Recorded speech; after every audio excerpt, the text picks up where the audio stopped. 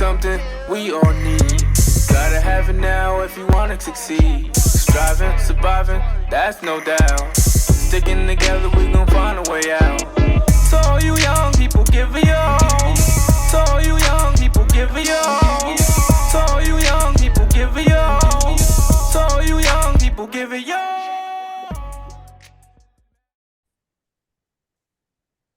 Good afternoon, the back community. Thank you as always for staying involved. Thank you for staying engaged. Today we're going to be talking about everything finances, right? And I got the finance guru herself. She loves finances just as much as I do, probably more than I do, because I'm not necessarily a lover of it, but I understand its importance now. Yeah, today we're going to be talking finances. Today I have for the back community as our guest, Miss Nishaea Richardson. And first things first, I just wanted to say thank you. Thank you for agreeing to be on the back community. I've been seeing what you're doing. I've been seeing what you're doing in the community. I love the platform that you're creating, but more importantly, I love the topic. Finances is huge. So thank you for agreeing to be on the back community today. Well, thank you for the invite. I was like, oh, shoot, he want to interview me? Okay, let's go. So I appreciate the invite.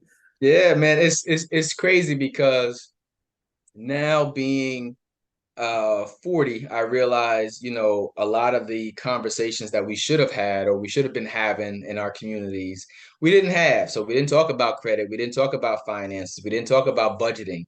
So 9 times out of 10, most of us ended up jacking up whatever we had and then had to learn how to had to go back and rework it to relearn it. And I think that talking about finances has now become a in thing. Who would have ever thought that it would be cool to talk about finances? But it's cool to talk about finances now. It's cool to talk about therapy, and those are two things that I advocate very highly on this show. Love both. I advocate for both of those as well. All right, all right. Well, I like to give you the opportunity to introduce yourself to the back community. So, Miss Richardson, if you could, we are going to go ahead and give you the opportunity to tell us more about you. I want to hear about what kind of work you do and how'd you get started in the field of finances. Nishaea, here's your opportunity to tell us about you. Well, thank you. So I go by the Play Money Coach. So I love to work with high achieving women who want to manage their money like a boss. So they have more play money to do the things they enjoy, like travel debt free and buy those luxuries without worrying about whether or not bills are paid and things like that. So I get really excited about money because it's so powerful. And when we control it and we just know everything that we're working towards, it really makes us feel joyful versus that stress that sometimes comes with money. But I work with women one-to-one in my coaching program. I also coach for the Affordable Housing Partnership. So it's my way of giving back to the community. Even though I do have a contract with them, they pay me, but it's still something that's near and dear to my heart because that organization actually positioned me so that I can become a homeowner. So they were a great resource for me. I went through their Home Buyers 101 program. I took advantage of a lot of grants that were here locally in Albany. And I was able to access all of that because of the Affordable Housing Partnership. So I'm in there like swimwear with them because I'm nice. Like, this is just like a game changer. And I was excited to see that 2 families actually just graduated from the program that I do the money strategies for. And they are now homeowners. So it's just so amazing to see that progress. But yeah, so that's what I'm doing for my coaching, for my community. I also do drop-in workshops for the Community Loan Fund, who offers funding for small business owners who wouldn't typically be able to get a traditional loan from a local bank. And that's also here in the capital region. So I do that for them just as a way to give back to the community and really support that organization because I love what they're doing. And I took advantage of their 9-week business course that they have. So I'm like, it's just everything is full circle for me. So yes, that is what I'm currently doing. How did I get into finance? Okay. Yes. Y'all ready? Yes. How did you stumble upon finances? So yeah, it's like, this is like my therapy actually. But so typically I would say like, oh, I just want to empower people. I like money. So, but the real story is, I was that people pleaser girl, that girl looking for love, looking for attention, and just really use money in a way to keep people around me. So that led to repossessions on my report. That led me to maxing out credit cards because I'm trying to do things to keep people around me and not tell people no and not set boundaries. And then working in jobs that really did not pay me my worth, living paycheck to paycheck, and just really like struggle, right? Like, so, yeah, so it's actually a personal journey because I had to make some tough decisions, leave a long-term relationship, find a new job, go to therapy to heal that person that was trying to please everyone to keep her around. And in turn, that led to my financial journey of becoming a homeowner, paying off all my debt except for my home, right? Paying off all my debt, really start investing 15 to 20% of my income every single month, as opposed to saying like, no, I need that $50 in my paycheck, and not understanding the power that it has when it's compounding with interest and all that stuff. So yeah, so I saw how much my life improved once I built a healthier relationship with myself and my money. And that is the same thing that I want for not just women, but anyone that comes across my path, is just to show them that there's a better life for us if we just really make that decision to make the changes. I love it. I love it. Thank you for being open and vulnerable enough. And I like to tell people honestly, it's like I think those of us who messed up with finances, and I'm saying us because I'm gonna tell you mine's in one store in 1 second.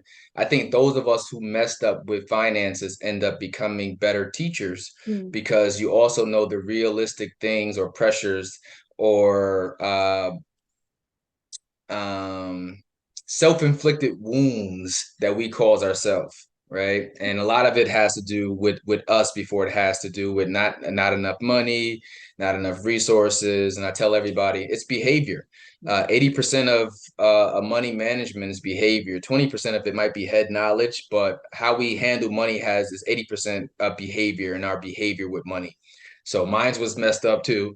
So I think, at one point mine's was 533. My credit score is like a 533. And I tell this to everybody. Like I teach finances now too. I think I had 87 people in my last class. I got 50 something in the class we just started last Thursday. And then I do it through the back community as well. So I teach it through my church and I also teach it through the back community. But I tell them the story because it's a very valuable piece, because they'd be like, well, hey, if Rel messed up his money, or if he went through all of these negative situations and still was able to come out on the other side and be like, hey, now he's got an 822. It's like now he's managing money, now he's managing resources, right? So it's important to tell the story because that's what makes you more of an authentic instructor, because you've gone through it yourself. So it's just like, listen, I know what you're telling yourself, and it's not gonna get you anywhere. That's BS. It's a lie. So I've been there too. But when you're ready, I'm here, and I'll coach you and guide you to how to get out of that. So. Yeah, that's you're so right. And that's the other thing too, is people need to hear those stories so that they know that they're not alone. Facts. Because that's the other part that comes up, is like people have so much shame and so much guilt of the mistakes that they've made or things that they've done for money or with money, and they're embarrassed to tell people. But then like when they get into a space where they know like, all right, they can totally relate, then they can like let their guard down and really talk about it, which actually I feel like is the healing process and the beginning start of that journey. So you're absolutely right. All right. Let me see what I got here cooked up for you. I know you being the finance guru, was it that's what you're doing now, but was finances always no. No. No, okay. It's funny because I actually went to school for physical education, which has nothing to do with finance. But I kind of stumbled across it when I was doing like a multi-level marketing program. that was offering like credit restoration Hmm. services. And that was really the eye opener for me to see like what my experience that I had with myself and what I was already doing for like family members and stuff, and people who asked me like the stuff that I did to get to where I was.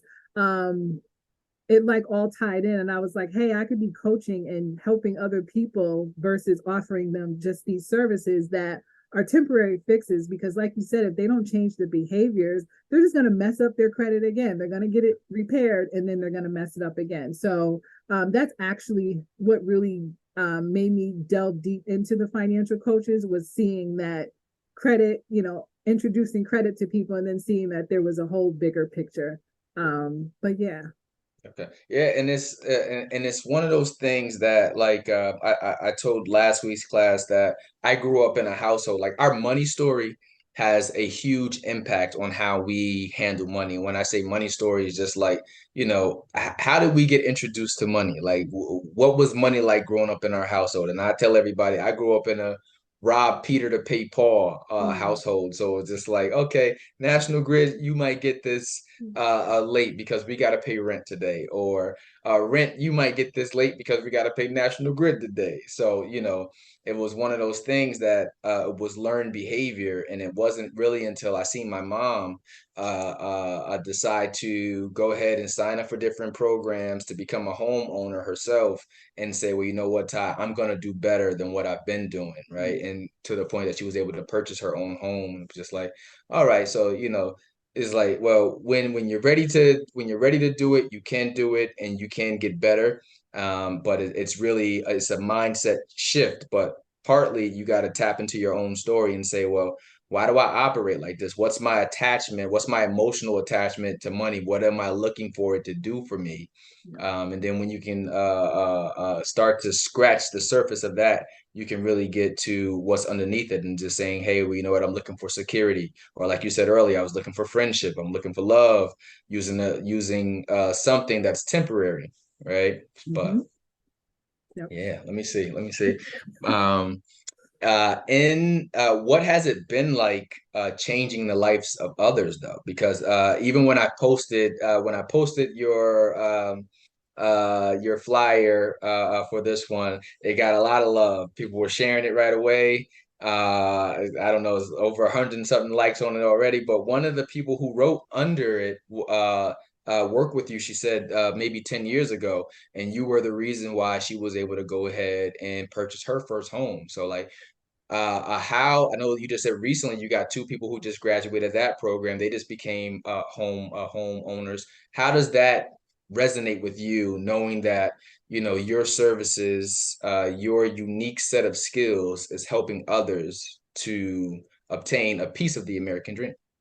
Yeah, I always say it's bigger than me, right? Mm, Like I'm just the vessel. Like I done found my voice so I can tell everybody what they need mm, to hear. Like, but mm, it's just very odd because I like to I'm an introvert, but if it's something that I'm passionate about, I'm gonna go all in. And honestly, like being on social media and being visible makes me want to like go in the closet and hide. But for some reason, when I talk about money, like there is this dopamine that just gets released because I know the impact that it is making. And I hear people, I have people come to me all the time and they say, like, I love listening to your stuff because you come at it from an approach that's non-judgmental, that makes us feel seen and we feel safe. And for me, that's game changer, because I think that's why people don't want to talk about it, because they don't want to be shamed. They don't want people to, point the finger at them and tell them, bad girl, I'm disappointed. Right.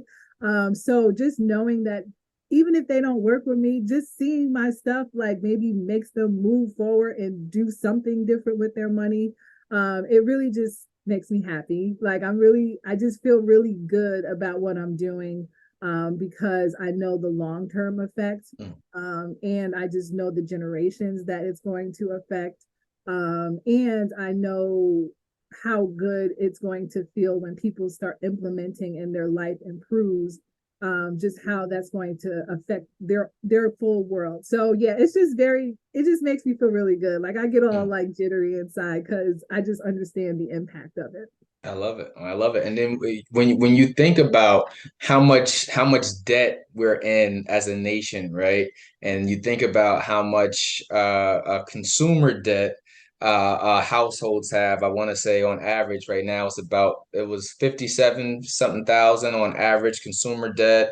You got student loan debt, which is right underneath mortgage debt, which is out of this world. So we're in the trillions when it comes to debt.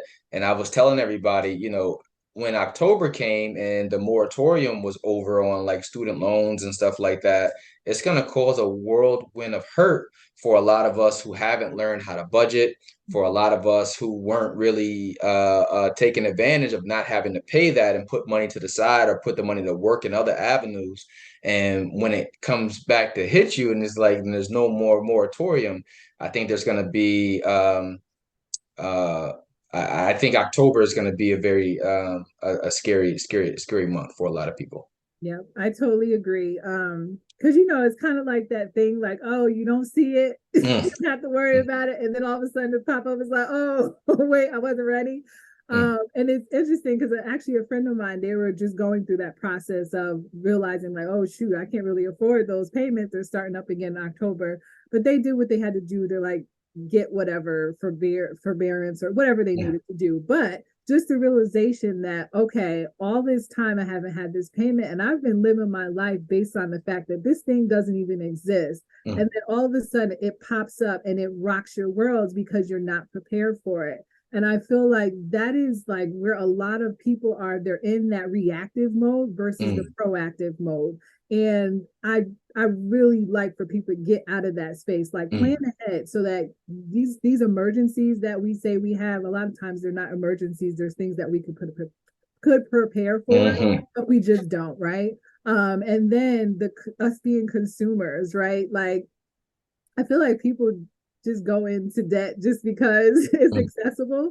And that's not to say that I don't spend money and I don't like to invest my money into things, but at the same time, I'm very intentional mm, about what I invest in. And I also think that it's important that people get really clear on what their values are and mm, the life that they want to live. Because if you say you want to, let's say, travel 6 times a year, be debt free, and all of this stuff, how are the things that you're doing now aligning with that life that you say you desire? Or are you saying it but you're not being intentional about the things that you're doing to get there? So yeah, it's going to be interesting of what's going to happen as October comes and goes. And yeah, yeah. yeah. Okay. All right. All right. Let me see. I think I know the answer to this one, but I'm gonna ask it anyway. Okay. Um, because I said now through your own experiences, you have become a better teacher as it pertains to finances. But when you were growing up, like what was your household like as it pertained to finances? Was finances something regularly discussed in your household? Did you see budgeting? Um, yeah, because and the reason why that ties back into the personal story that we have with finances. But yeah, what was finances like for you growing up in your household? It's interesting because when I do look back at it, it's actually almost identical to what my money story was.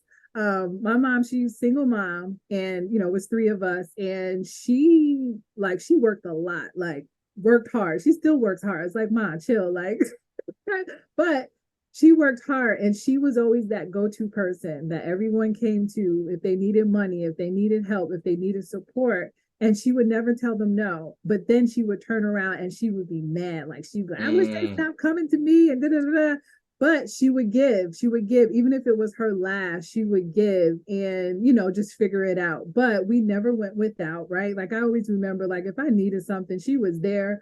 I don't know how she made it happen, but she made it happen. But I also knew like she was probably robbing Peter to pay yeah. Paul, but she never let us go without.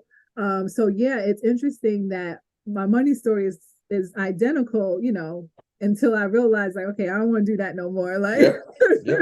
I'm saying no when I want to say no, and I'm not helping everybody because whatever. So yeah. Yeah, that was the story. Yep, and it makes perfect sense though, right? We end up doing our behavior is what it is that we subconsciously has already watched and taken in, right? And it's just like, no, it took me to mess up enough to be like, you know what, Tyrell, you deserve better than living like this. And the only time I've ever gotten serious with finances was when I got into serious relationships. And when I did that, well, two times in my life, it was just like, well, I don't want to be anyone's financial liability. And I Mhm. really didn't get it together until my wife got together. Me and my wife got together 11 years ago. But it was just like, well, you know what? I don't want to be anyone's financial liability. So let me take the steps to, one, like you said, be able to tell people no. Because a huge part of it is, you're so accessible to people. You're so used to being the go-to person. And it's just like, well, you can't take care of everybody else's household unless you're taking care of your own. But a huge part of that journey has been learning how to say no. So Mhm. I think it's a struggle for a lot of us. So how do you coach or how do you instruct the people that you work with to go through to navigate that process of learning how to say no? Yeah, it's difficult, but I like to anchor in what is it that like what are your values? What are the things that you say you want? But then it also comes with building that confidence Mm, and helping them really look at the bigger picture because part of like as you talked about the money stories, we're also telling ourselves stories right now. If I tell them no, then maybe my mm, family will disown me. Or if I tell them no, they're going to start thinking that I'm better than the rest of them. Or if I tell them no, they're going to start calling me a snobby rich person who's greedy and selfish. And I don't want to deal with that. Well, let's work through the stories because sometimes the stories aren't even real. And if you find out that, okay, that was the outcome of that, what's the next step? Like, how are you going to deal with that? Are you okay or are you in position to deal with the outcome of you telling them no?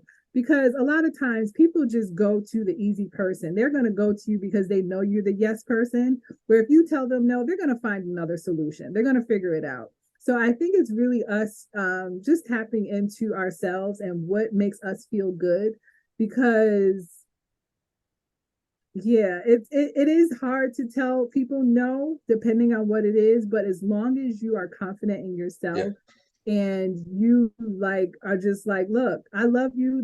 That doesn't mean I love you any less, but this is something that I need to do for me. It's almost like being selfish with yourself and setting those boundaries. It just needs to happen. And absolutely. once people build that confidence, it's gonna happen. Because people are gonna hate you one way or the other, and Yeah. that's inevitable. So you can prolong it as long as you want to, and be like, well, as long as I keep saying yes. But what was that Beyonce song? It's like the first time I said no. It's like I never said yes. So it's just like when you say and shout out to Tyrell for singing his heart out, right? But when you say no, it's a lot of people hear the negative side of it, which is I'm not getting what it is that I'm asking for at that particular point in time. But to be honest, and I'm just gonna say this for everyone else out there that's listening, sometimes hearing a no is the best thing that could ever Mhm. happen to you, Yes. right? And it's just like because all of us deserve to be in better positions than we allow ourselves to continue to stay in. And as long as we go to our crutches, our go-tos, right, we'll always remain in that position. Like, well, if I get into a rut, I can reach out to Nishaea. She's going to help me out. But it's just like sometimes you got to hear the no and realize that it's not coming from a negative place, but it's coming from a place of, well, you know what? You're going to have to figure it out. And most of us will figure it out when all of the resources or the places that we go to for comfort, as you said, disappear and say, well, you Mhm. know what?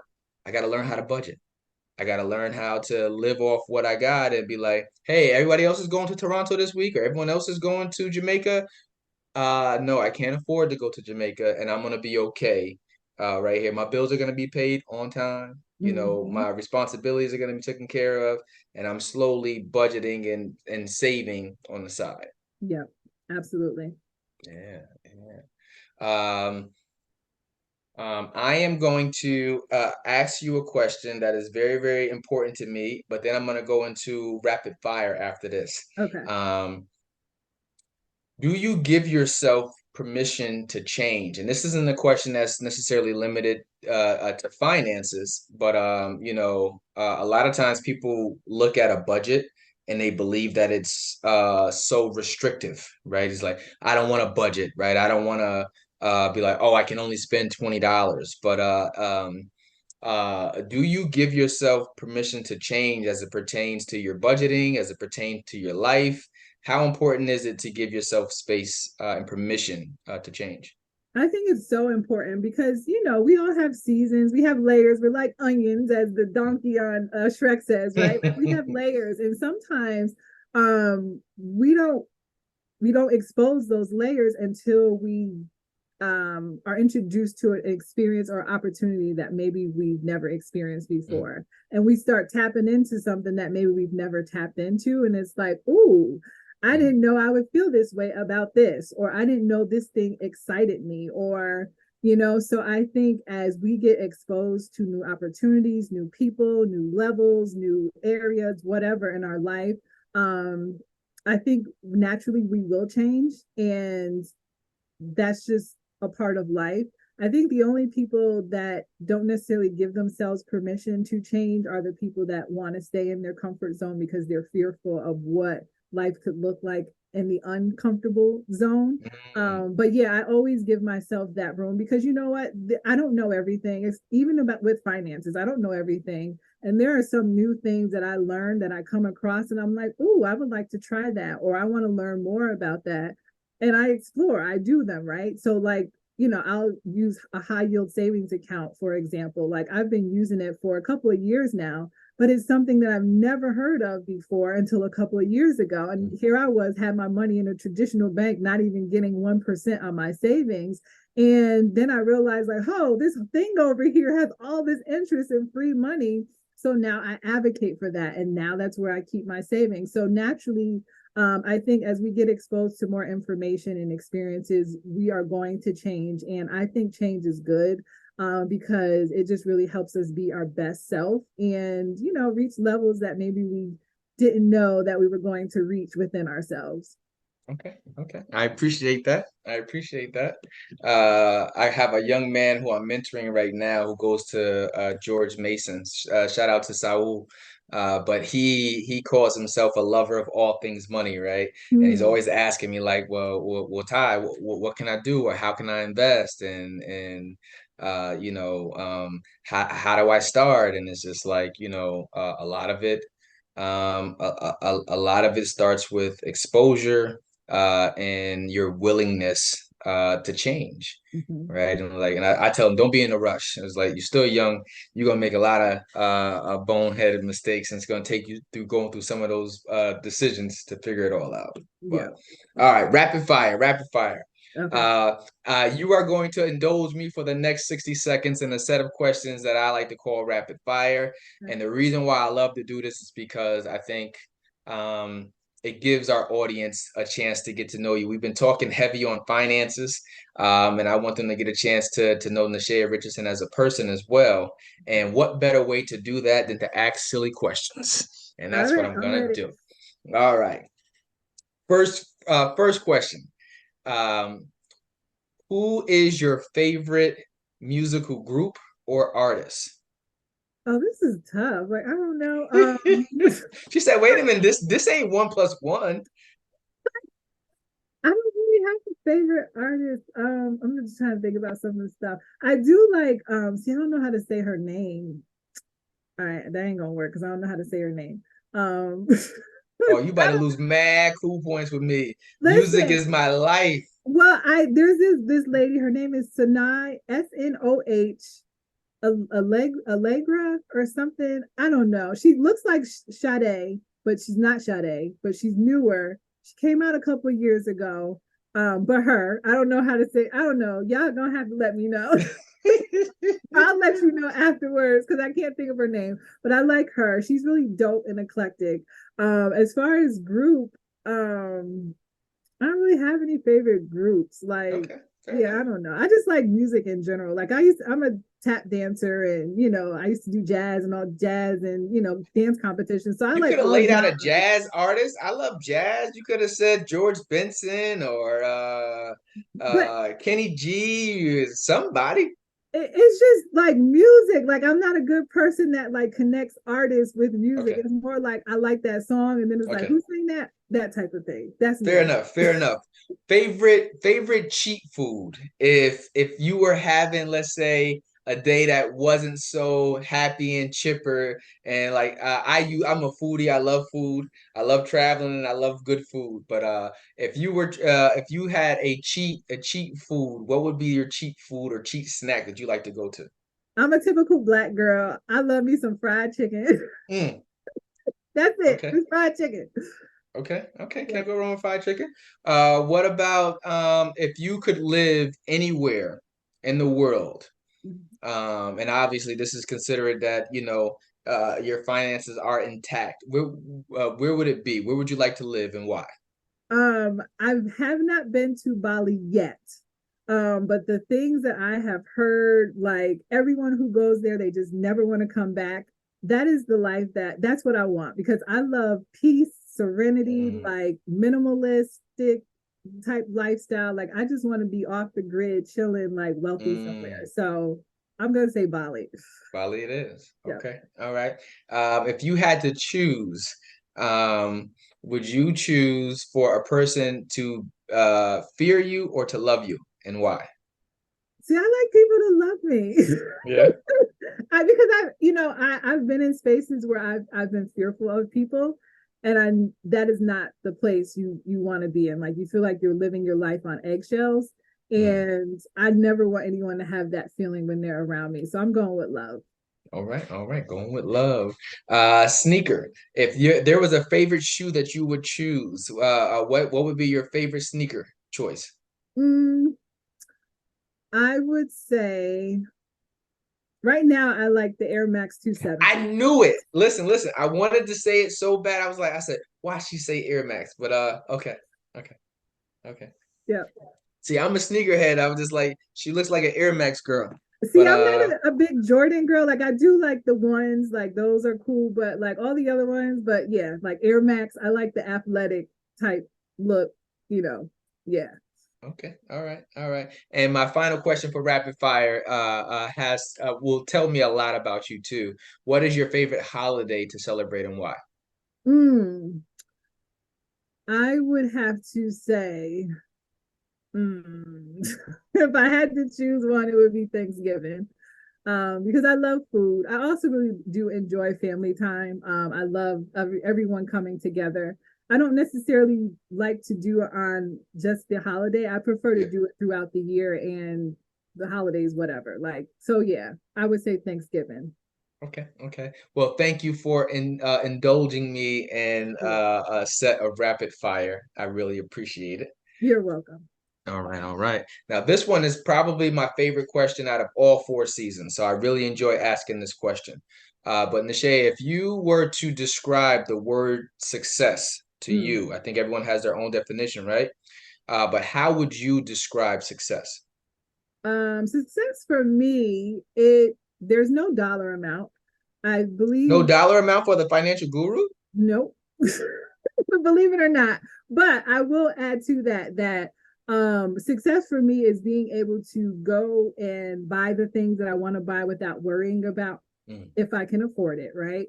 But also just having that fulfillment, that internal fulfillment, because sometimes even though yes we want to make the money, it's not just about the dollar or the amount of money that you're making, it's the impact and how it makes you feel, and whether or not when you go to bed at night, like do you feel like you can truly rest and rest your mind, or are you feeling like life is in chaos? So I love peace, chaos, I mean not no chaos, peace, like comfort, just knowing that I'm good, I feel safe, and I'm, helping other people as well as living the life that makes me feel good. So no dollar amount, but whatever that number is, that's how I want to feel when I get there, and that's the result I want to have of that. So I also want my family to be happy, not just myself, but I know sometimes you can't have balance, but have some type of balance where we have career, we have life, and we're not trying to like do more of one or the other and feeling stressed out. Okay, okay. You just made me think about something. When you talked about a family, it made me think about legacy, Mm. right? So, how important is creating generational wealth for you, and what does that look like? How do you encourage other people to go after creating generational wealth?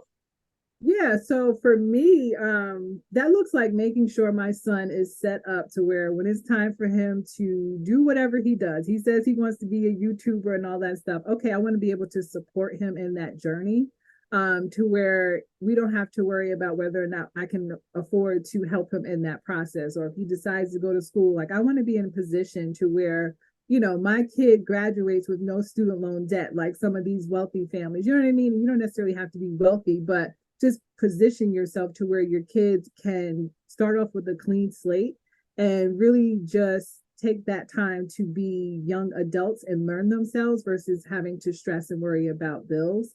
Also, just really setting myself up to where if I want to retire when I'm 55, I know I can retire when I'm 55 and not have to worry about working versus getting to 65 and stressing, wondering if I'm have to work at Walmart in 2 years after I retire. So yeah, that's yeah. And I encourage people to do their definition of it, but that's what it would look like for me. Okay, okay, I like that. It's too funny. My wife and I have this conversation almost like every other day, and I think it's something that weighs on women a lot more than it does on guys. But it's like, listen, I'm ready to retire, like tomorrow. And it's like, how do we do this? So, we have regular budget meetings, once a month in a Hughes household, and it's always trying to. And then we use a budgeting app called Every Dollar, which Mm. is part of the Ramsey Solutions tools. But and it just helps, like being able to talk about finances, and being able to see where your money is going, Mm. really does position you to one, take note of where you're spending, uh two, where you can afford to cut back at all these subscriptions that be slow cooking us, but okay, I appreciate that. Yeah.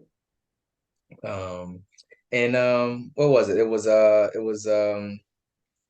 were two parts of that. It was a generational wealth, but it was something else you said that maybe if it come back to me, I'll come back to it. Okay. All right. When you are man, what was it? I think it was, oh, yes, yes, yes. I know what it was. I can't move forward without it. It was about being able, that was the legacy question. And it Mm. was about how you said, what you want life to look like for your son, and how you don't want him to have to struggle, and you want to be in a position to help him to get what it is that, or to create the career, the life, the entrepreneurship that he wants to pursue. And I think that is what a lot of us as parents want for our kids. And I also think that this generation of young adults don't have to work as hard, as we did, and the fire isn't necessarily lit underneath them, right? And obviously that's the reality that we want for our kids, right? We don't want our kids to have to share the same experiences that we have. We want them to be able to excel and skip some of those hardships. But how do we find the balance, right? I'm big on balance, right? So how do we find the balance of giving them the better life, but with also keeping humility, and pride and ego in check? Well, that's a good question. I think it starts in the house, right? So, um, I'll just use my me and my son for example. Like, obviously, he doesn't pay bills. He's 14, so. But when he did his summer job this year, like we created a budget of what stuff he likes to buy. He likes to buy video games. That's all he buys. But at least we looked at his money. I explained to him, like, this is your income tax. You have bills to pay when you get your paycheck. So instilling that financial literacy in the beginning and showing them that, okay, even though you don't necessarily have to pay bills, you're still responsible for things, right? um And then also, I kind of lost my train of thought. But yeah, so I think it just starts in the household. And then, when they are in that space where they can contribute, even if we don't take the money and put it towards any bills, make them think they have bills to pay. Put it in a savings account for them so that when they are ready to move out, we can just give them the money. But in their mind, they're building up that responsibility. They know that they have to contribute to the household versus thinking that everything is going to come to them easily, because it's not realistic. But I think just us instilling what our values are into them, then naturally they will pick up that work ethic, or at least understand that they have to do something to get the result. Okay. Okay. All right. Yeah, and the earlier the better, right? It's just like investing. The earlier the better. Yeah. But yeah, we had our kids, especially my 7-year-old, sign up for the Cool Kids Fund, and just to hear how excited he was, it was something my wife had put him in. But he used to go to he had this a month-long program that he went to at his school for the summer, but he would go there every morning and tell everybody what he learned at his class. Just like, yeah, we were talking about assets and all of this stuff. And the instructors, when I go pick him up, they'd be like, listen, I like Dominic. It's just like, he was over here telling me about assets. I'm like, tell me more. So, the Right. earlier, the better. Yep. Absolutely.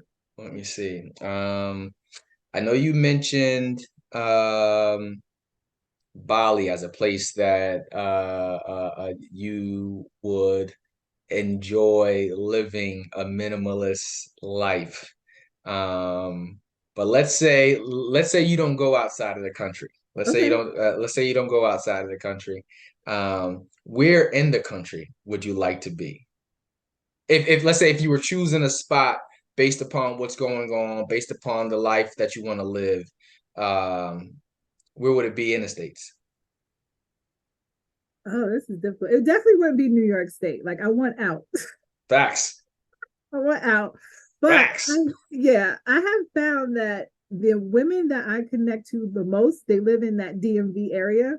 So I would say Maryland, like probably not in DC, but Maryland, Virginia, that area. So where I could be around like all the You will awesome. be welcomed. You will be Okay. welcome. Come on. Yeah. The Is DC that metro you? area. Okay. Yes. The DC metro area has been a blessing for me and my family, Mm. right? Everything from church to our jobs and our careers to self-employment opportunities to real estate. So you will be welcome. Come on down to the DC metro area. I still spend a lot of time up there in Albany too. But the DC metro area is definitely booming, and you get a chance to see more people who look like you and I living and experiencing other things of life. And I think that Mm. that's a huge part of it. So I know, like, for me, getting away to Charlotte for college was a huge game changer for me because it opened my mind to so much more than what I was used to just in Albany. And was just like, well, wait a minute. It doesn't have to just be this way. But part of it is exposure. Part of it is just getting out and seeing that, you can have a different way of living, a different way of life. But a lot of it goes back to budgeting. I cannot let you go and get off of here without focusing in on budgeting. And I had to figure out a way to tie back in budgeting. Okay. How important is budgeting? First question. And the second part of that question is, how do you encourage budgeting with your clients? Yeah. So budgeting is like money management 101. Like, there is no successful business, whether you're talking about Coca-Cola, Amazon, who does not have some type of budget. It is simply telling your money where it needs to go every single month. It's giving you that clarity you need. You know what your plan is. There's no guesswork. There's no, did I pay something late? Did I miss a bill? Like, that's going to be the foundation. So for me, budgeting is everything. Like, that's where I start with all of my clients, because we really have to see where the money is going. And now we need to create a plan for where you want it to go. And you mentioned this earlier about restriction. Like, that drives me crazy. Like, a budget does not have to be restrictive. Like, it really doesn't. But I think people aren't ready to I can't even think of the word, but people aren't ready to be disciplined and tell themselves like, okay, I'm only going to do this and actually only do that, right? So I think that's why people feel like it's so restrictive, because in their mind they're telling themselves, oh, I can't go shopping or I can't go on vacation, where it's like, no, the budget is there so it can show you that you can shop and go on vacation and pay all your bills on time while you save and invest. So that is what a budget is for me. And I think it's everything. And that is where I start with all of my clients. I like it. I like it. Yep. This week in our 7 week course, week 2 is budgeting. It's always my favorite. Because like you said, it's everything one-on-one. Like you can't begin to make a plan for your money if you don't even know where your money is going. And having debt is like the biggest, what is it, a stranglehold, because your money is allocated in all these different places before you get a chance to even put it to work for yourself. So when you get rid of it, and I remember telling my wife this before when we first did Dave Ramsey's course, it was like 4 or 5 years ago, something like that. But we were just like, she was like, "Well, yeah, we're gonna do this. We're gonna get rid of all the debt." And I'm just like, "Girl, who doesn't have debt?" And it's crazy because in America, it's such a big part of the reality. Everyone has debt. I'm just like, who doesn't have debt? Everybody's got debt, right? And it was just like, so it took me a little bit longer than it took her to buy into it, but when I did, it was amazing. Like imagine like getting rid of no more student loans, no more car payments, right? And no more, hey, because the new iPhone came out, I got to upgrade to the new iPhone. It's just like, nope, I'm going to keep my car until it stops working. I'm going to keep this phone until it no longer works. And, some people might look at that as restriction, but it's just like a lot of it, we live in abundance. We eat in abundance. We live in abundance. And a lot of it we don't need.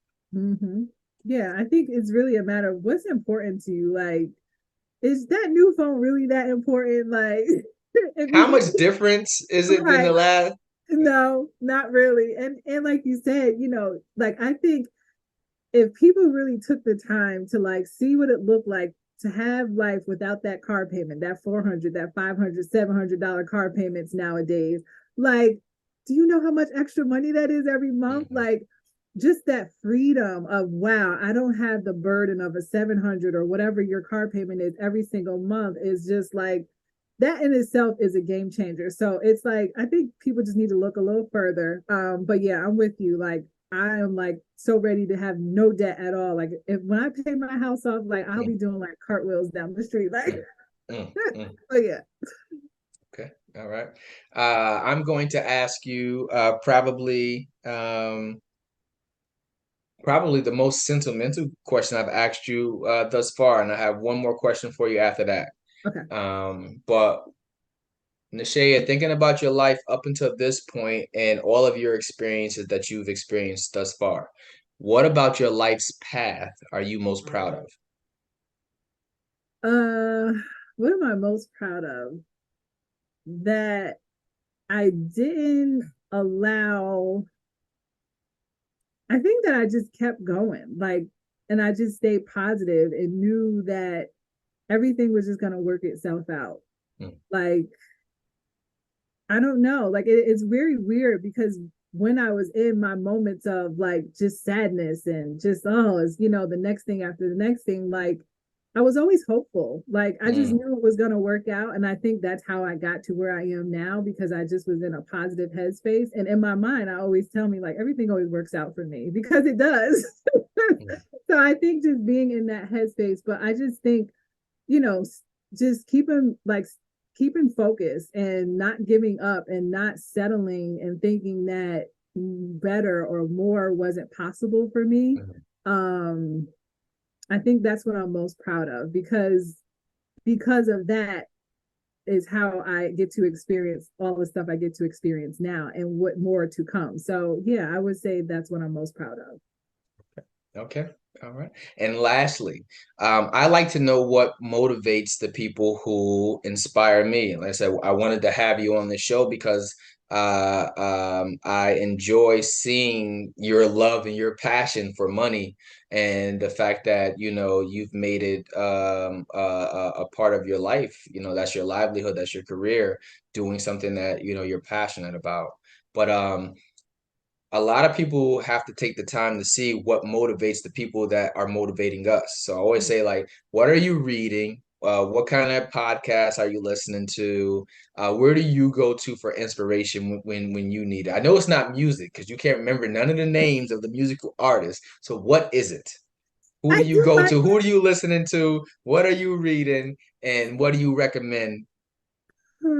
So yeah, so I listen to a lot of books. I do a lot of Audible. So right now I'm listening to You're a Badass at Making Money. Mm, That's Jen Sincero. This is actually my third time reading it. It's just really like it just really helps with the wealth mindset. I just finished reading The Big Leap, which is like game changer for anyone who's going to the next level for us to not sabotage as we're elevating. The Millionaire Next Door. um oh man, I've just been reading, listening, more so listening. A Happy Pocket Full of Money. mm. Yeah, so those are the top ones. Those are the last few that I've read. I do love to listen to Ramit's podcasts on I love Remy. YouTube. Love the Netflix series, and I love just watching his shows and the different couples. um I do like what's his name? Something Gordon, black guy. He talks about wealth and religion.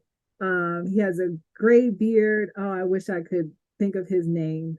Mm-mm. But I listen to him as well. Let me see if he like pops up on my screen real quick on YouTube. Oh, what's his name? His name is Myron Golden. Mm. He's a good one. He talks a lot about wealth and wisdom and entrepreneurship. Um, yeah, I do listen to music, but I just put like a Pandora. So I don't lose my black card. Well, at least you get it back with chicken.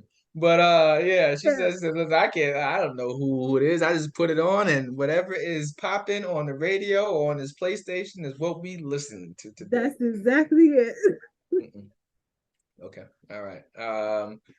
Yeah, that is before we go, I know there's a lot going on up there in the capital region area, Albany in particular, and I also know that Get Local 518 is doing a bunch of stuff. And I heard through the grapevine that you and my friend Gina might be working on something beautiful coming soon, as soon as this month.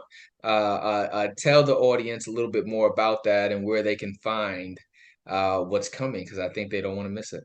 Yep. So Gina Torres, Beth Wyman, and myself, we are coming together for a 4-week coaching program. It's called the High Achieving Entrepreneurs Club. And we are really taking the approach of the well-being of the entrepreneur so that they can be successful. So that's going to incorporate mindset. Gina's going to focus on mindset. Beth is nutrition. She's a dietitian. And me, I'm going to talk about money, right? Because we go into entrepreneurship and we think like, oh, I just have to go and get some clients and Mm-mm. sell some products. And it just doesn't happen that way. And then we also sometimes forget about us. So our health is Mm. important, knowing how to manage our money, because that's the other part is people get into entrepreneurship and think that all of a sudden becoming a business owner is going to make them better with their personal finances. That is not the case. So that's where I come in. So really it's just an opportunity for entrepreneurs to work with us over 4 weeks. They get individual coaching from each of us over that 4 weeks. And then we come together to make sure everyone's on track, so that they're getting the mindset, the health, and the wealth all in one program. And that's launching October 16th. But we are accepting applications until the 5th of October, I believe it is, because the 4th of October. Oh, that's like tomorrow. Tomorrow. Yeah. Yeah, but still just reach out, because if we have spots open, then we'll review them. But we're taking 10 people this time. This is our beta just to see how it goes. And then we'll see what happens. And, more than likely we'll be back for round 2. But you can direct message me or Gina Torres or Beth Wyman to get the link to that application so that we can, so that you can apply. Okay. And how do we find you on all things social media? Because I think everyone deserves to listen in and tune into what you have. I also think some people need to go ahead and pay to get coached by you. I tell people all of the time, I think that our association with learning has to change, right? Most people think that learning should be free, right? And in a lot of ways, it can be free depending on what it is that you're learning. But when somebody else has a skill set and somebody else has already gone through an experience that'll save you a lot of heartache, heartbreak, all that ache, it sometimes it's good to be able to tap into to someone who's a coach and who has a skill set. So how do people find you on social media? How do people find you on the web if they're looking to acquire some of your services? Yeah, so on LinkedIn and Facebook, my first and last name, Nishaea Richardson. On Instagram, I'm Nishaea_financial_coach. So Nishaea Financial Coach. And my website is she'sthebudgetguru.com. I've never changed it. That's how I started out, but it's going to stay probably. But that also gives you an opportunity to look at my coaching programs that I'm offering, which is primarily one-to-one right now. I do have some courses on there that are super low cost, that if you don't want that one-to-one support. But if you can't find me on the socials, which I'm everywhere, you can go to my website and you can contact me that way and book a call. Okay, and I'll be sure to add the social media handles as well as the website when I post everything for today's interview. But Nishaea, I can't thank you enough.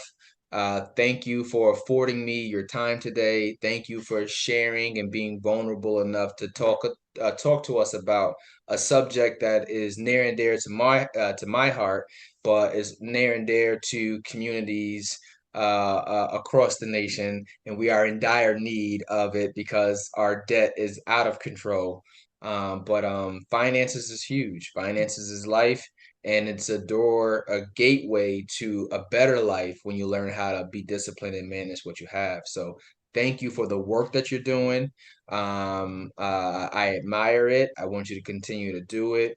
And I hope that more people decide to tap into the services that you're yielding and realizing that a change starts today. But sometimes you got to connect yourself with the right person to align with, to put you to where you need to be. So thank you for all that you do. And it was a joy today having you on the back community. Yeah, thank you. I appreciate the opportunity. And this is always a good conversation. You want to talk about money? I'm in there. So yeah, this was fun. I appreciate it. And yeah, I look forward to sharing and getting more people on your platform so they can see what you're doing, because it's absolutely awesome. Oh, thank you very much. Thank you very much. Well, I will, as I say, when I'm at work during the day, I will give you back 10 minutes of your day. But thank you again, man. I'll play catch up with you later. Okay, later. All right. Bye-bye. Keep climbing up the ladder. A Black Lives Matter. They matter. So all you young people, give me all. So all you young people, give me all. So all you young people, give me all. So all you young people, give me all. Matter. A Black Lives Matter. They matter. A Black Lives Matter.